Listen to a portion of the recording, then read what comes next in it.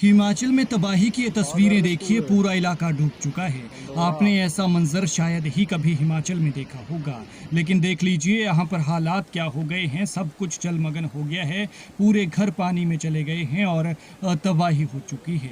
आलम ऐसा है कि आप यहाँ पर बोट डालकर चल सकते हैं और देखिए किस तरह से यहाँ पर बाढ़ जैसी स्थिति बनी हुई है। तस्वीरें कांगड़ा की हैं और बीते रोज़ की हैं, जहाँ कुदरत ने ऐसा कहर बरपाया कि लोगों को अपने घर दुकानें छोड़कर यहाँ से जाना पड़ा। करीब-करीब 100 घरों और 100 से ज़्यादा दुकानों में पानी भर गया है। आलम क्या है, कितना भयावह मंज़र है, ये आप इन तस्वीरों में देख सकते हैं।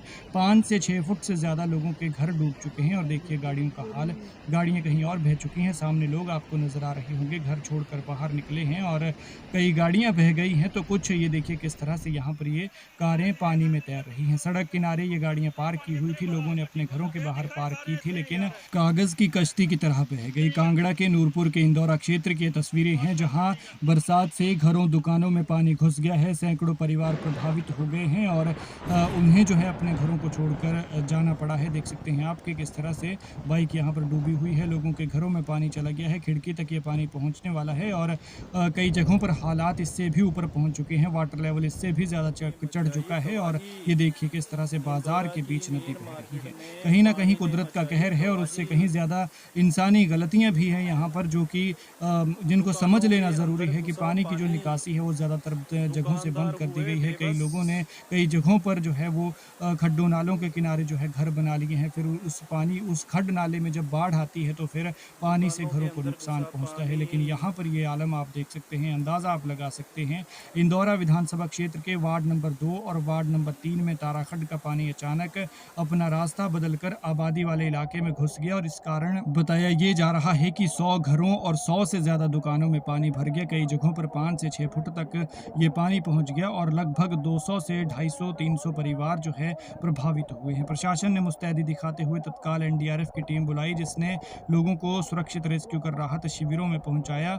शिविरों में खाने पीने और अन्य आवश्यक सुविधाओं का उचित प्रबंधन किया। लेकिन कहर देखिए आपकी, जिस तरह से कोई उफनती हुई खड्ड या नदी होती है, जैसे समंदर में सैलाब आता है, कुछ इस तरह के ही यहाँ पर हालात पैदा हो गए हैं।